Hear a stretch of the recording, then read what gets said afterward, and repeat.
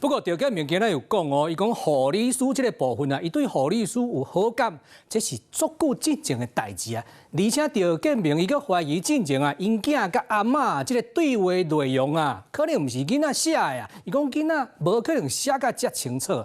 陳勝如馬上就講啊，你即馬你是看袂起恁囝的文筆吼？你做老爸竟然看恁囝遮爾無起啊！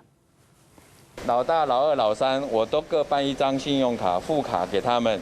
然後爸爸都跟他說：“你們盡量刷，不用省，你要愛買什麼就買什麼。”店前幾人講總算出面說明，前第一前金陳幸輝前翁趙建明講後生佇咧美國賽車攏是伊買的，甲囡仔關係攏真好，囡仔佇咧美國的生活費做爸爸絕對袂寒酸。他都這樣講啊！你老闆辦張副卡給你，叫你盡量花，你公費盡量花，什麼都報公費，你敢嗎？陳幸輝聽甲真倒彈，講到診所樓頂做好護理師的代志，兩人嘛西區照角攏有規劃整。像我診所的每個人的福利都一樣啊，他沒有什麼比較特別的啊。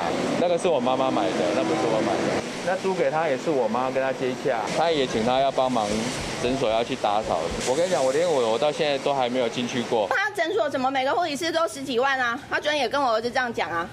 那大家趕快都去應徵啊！那阿姨跟我說，他們那一戶後面租了好幾個客戶都是1萬吶，所以想租那一棟很有興趣，想1萬的趕快去找他租啦。趙建明強調，對護理師無差別的台區，即馬診所樓頂嘛小小個做給別人，而且對人戶好印象，迄攏是較早的代誌。那個是很久以前的事情了。那後來人家已經結婚了。解說進前陳幸輝佇咧區塊留言是官方提調回，嘛講到進前後生甲阿嬤的對話，可能唔是後生家己寫的。你覺得一個小朋友會知道這麼多細節嗎？所以你覺得是？就我不方便講。跟你講，他一直懷疑我兒子的文筆，那真的是我兒子自己寫的，那他看扁我兒子的中文。陳幸輝嘛提出甲後生的對話記錄，8月19問後生甲阿嬤的對話，敢是 AI 寫的？後生講是家己寫的。如今已經過紅阿母之間的爭議，嘛是持續佇咧搭甜。